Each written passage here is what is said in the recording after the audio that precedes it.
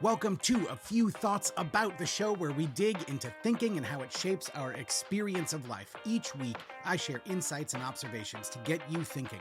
No long lectures, just quick, thought-provoking episodes to shift perspectives so that you can make the change you want to make. Let's get into it.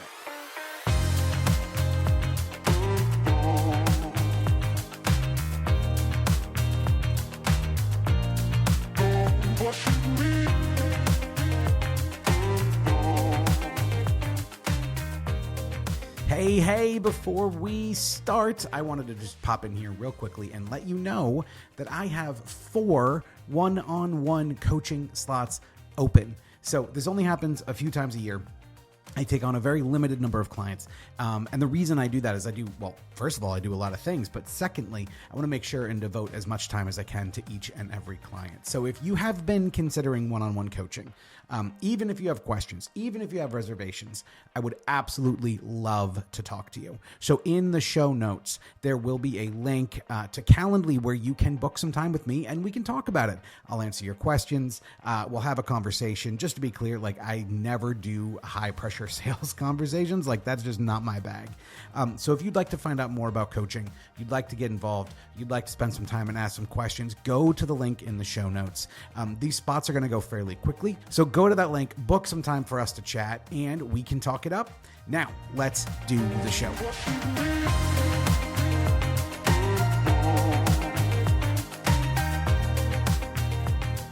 Well, hello there, and welcome to A Few Thoughts About the Process. This is Phase 2 Planning. So if you haven't yet, please go back and listen to the last episode, which was about Phase 1 Learning. This is a series that I'm doing on, from a very high level, what is the process that I take my clients through. My hope is that you can learn something from this about your own journey, that maybe there's something you can take away and something you can do with this information to get yourself closer to where you want to go. So last week, we covered this idea of learning, why that is important, why it's important to maybe not just immediately jump into going alcohol free, even though that's so tempting. We talked about what it means to learn and to give yourself some space and how that can help the process. This week, I'm going to talk about Phase 2, which is planning. Now, to be honest with you, these are pretty concurrent, right? These two things can happen at the same time. Right? I mean, you do deserve a break, right? So make sure that if you are in the learning phase, you give yourself a little bit of time to look around before you jump too hard into the planning. But the information you're going to be getting when you take that pressure off and you just allow yourself to be, the information you're going to get from that is going to be so incredibly helpful that it's probably going to inspire you to make a plan, right? So it might not be a surprise to you to know that Phase 2 planning is about, planning. Yeah, it is quite literally about making a plan for being alcohol free, right? And there's a few things that I think are really, really important to this, and we're going to go through them. Just a note, there's really kind of 2 big pieces of this that I'll work on with my clients. One is the practical stuff, right? Tips, where to get support, all that. That's what most of this episode is going to be about, and we're going to talk about that in a minute. But then there's the deeply personal stuff, right? There are the thoughts, ideas, beliefs, stories, whatever that contribute to you feeling stuck, that contribute to you being stuck, right? We often need help with these things, right? And this is where coaching can come in, or having someone to have a conversation with, right? These are the things that honestly we have to figure out a way to shift, right? This is the way we see the world, ourselves, or our place in it. And this thinking causes some pain. It's not very enjoyable. And these are difficult things, right? And sometimes these are difficult things that led us to drink in the first place, right? These are the sort of thoughts or situations that we feel that we need to run away from with alcohol. And that can be tough. So now you can likely make the change to living alcohol free with these intact. Sometimes we have to deal with some of them up front, but very regularly we can make that shift. As long as we know about these things, we can make the shift with these things sort of intact. But at some point, the time will come when you'll be ready to tackle them. So, and knowing how they can trip you up, specifically understanding how, this belief or thought pattern might be contributing to you staying stuck is really huge. So before I dive into the practical stuff, I really want to invite you to take a minute and look at these things. You might know what they are, right? Maybe it's a problem in your life. Maybe it's a thought that keeps coming up. Maybe it's an emotion. Maybe it's a situation or an environment or another person, or, the list goes on and on. So what I want you to do is take a little time and kind of lay out what those things are, right? What are these deeper motivations? And maybe you know about them, maybe you don't, right? These are the sort of things that, figuring out how you can work with or work around will make a huge difference. And again, coaches can help with that. Other people who've been through the process can help with that. Maybe if you're part of a group, you can bring some of these ideas there. But understanding this personal stuff is key. Like, it's a huge piece to this whole thing. And seeing it and getting it and working on it makes an incredible difference, right? And we'll talk about this more as we go on. Now, on the practical side of things, this is often something that, like I mentioned in the last episode, is overlooked quite regularly, because we tend to wake up one morning, like maybe it's a Sunday morning and things got a little out of control last night, and we tend to wake up and say, fuck it, I'm done. And we just jump into this whole thing with no planning. And while I understand that, like, believe me, I do, oftentimes that can lead us to difficult situations. And so while my clients are in the learning phase, I always recommend that sort of concurrently we do the planning phase, right? And we start to think about some of this practical stuff, right? And there are some really sort of basic, you could have guessed sort of practical stuff, like, all right, we want to not have any alcohol in the house. We want to make sure that plans don't involve going out or being around alcohol. More on this later through the process, but like, especially in those early days, we want to figure out how to keep you comfortable, right? Another thing that is normally on the top of the list is telling those around you that you're doing this, right? Because it's going to be a shift for you. You're going to feel a little bit off. And another huge one, right, is finding and having support. And that could be a group or a person. It doesn't matter. Just someone who's been through it before, who you can talk to, right? These are the things that make a huge difference up front, right? Also, all of those triggers and precursors that we talked about in the last episode, understanding how you're going to deal with them, having a plan in place to deal with those. Oh my God, it takes so much weight off, because, 9 times out of 10, what ends up happening is we start thinking about, like, this one particular trigger or this one thing. And if there's no plan for it, and all we can do is just, or all we are is at the mercy of how we feel in that particular day.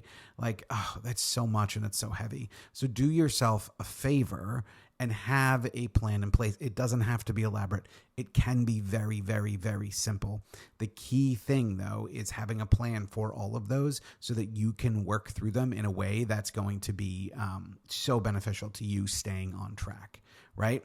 So those are kind of the obvious things. And then there's some less obvious things, right? Certain things like schedule changes, right? How are you going to make your day work for you, right? Like, for me, I had a lot of weekend and evening time tied up in drinking. And if you're working on this process, I'm sure you can relate. It was intense. It was really intense. And so, I had to have a plan for what I was going to do with my time. I had to have a plan for, how I was going to keep myself from getting bored. These things are super important, right? And then, having a plan to deal with the sort of interruptions and the things that come from quitting alcohol. For a lot of us, there are sleep disruptions. They don't last forever. It's normally a couple of weeks if it happens at all. And, it tends to get better as time goes on. Again, this is an average. It's different for everybody. But what are you going to do? And again, you can have a plan and not need it, but thinking it through ahead of time is so incredibly valuable, because then if the problem comes up, you just do the thing you decided to do. You don't have to spend a bunch of time coming up with it and like researching different options and all of this stuff. If you know what the problem might be and you can prepare for it ahead of time, massive leg up in this process. And a lot of these things are things that, a coach will do with you as you're preparing. Now, I mentioned earlier this idea of choosing a date and a duration. So I want to talk about this because this is a huge part of this. First is picking the date. Now, a lot of times when I sort of introduce the learning section of the process to people, a lot of times they will be like, what? So I'm just going to, just drink forever, I guess? And, the answer to that, of course, is a no. And so I have people pick a date, and it can be out in the future. Maybe it's a week away. Maybe it's 2 weeks away. Maybe it's a month away. If they're like, hey, I'll do it next year, we'll have a conversation about that. But it needs to be long enough for you to give yourself a break from beating the shit out of yourself all the time. And long enough for you to feel like you get a good sense of how alcohol's been impacting things, right? So picking that date is huge. And then it also lets you know that this isn't an open-ended drinking engagement. And same thing, similar thing with a duration. I think a lot of people tend to choose like, oh, I'm going to do this right now and I'm going to quit forever. And again, I completely understand this. However, forever is a long ass time. And it's so easy to get ourselves hung up. Chances are, you might have heard me tell this story before, but I remember when I was going to quit, my daughter was 7 years old. Yeah, because she's 15 now. She was 7 years old. And I remember kind of like thinking about alcohol and its role in my life. And, I might have been on a day one. I can't remember. Yeah, I was. It was a day one. And I was reflecting and I was thinking about this, and then it dawned on me that, someday my daughter's going to get married. And someday I'm going to want to have a toast at her wedding. I'll remind you, at the time I was having these thoughts, she was 7. But guess what my brain did? Right? Because it's not a very long leap to say, well, if I'm going to drink at her wedding, then like, why go through all of this? And then like, what about this? And what about that? And before I knew it, and it was like an instant, yeah, I can't quit forever. Like I'm going to want to drink then. And I convinced myself to drink. So having a duration that you can actually manage, that you can actually comprehend is huge. And that can be anything. There's a lot of popularity out there of like, dry January or sober October or dry July, all this sort of stuff, which is great. But it doesn't have to be a month. Like I've had clients who say 3 days. I've had clients that say 3 months, right? And everywhere in between. The key things about choosing this duration are that it's happening in a time frame that you can imagine. Don't say like a year, right? If it's your first go around, because I'm like, I don't know about you, but like I have no idea where I'm going to be a year from now. I look back on the last 6 months and like I'm surprised, right? So have something that makes sense. A week is a popular choice. 2 weeks, one way that I've worked with people to come up with this in the past is they've talked about, how long should I go, Scott? And one of my questions will be like, well, what's the longest you've gone? Some people tell me 2 days. I'm like, great. How about 3? How about 4? It needs to be something that you can picture yourself doing. I always like to call it doable, but a bit of a stretch. So something like when you finish it, you'll be like, hell yeah, right? So that is date and duration. And so while you're in this plan, while you're in the planning phase, spend time looking at this stuff, right? Spend time looking at access, looking at support, right? Whether it's a group or a person, whether it's a coach or a friend, doesn't matter. Like what support are you going to get? Look at your day-to-day and then make this plan for a date and duration so that you will be ready to go when the day happens. So that is it for the planning phase. Obviously, there's a lot more to it, but I'm trying to give you a really high-level overview.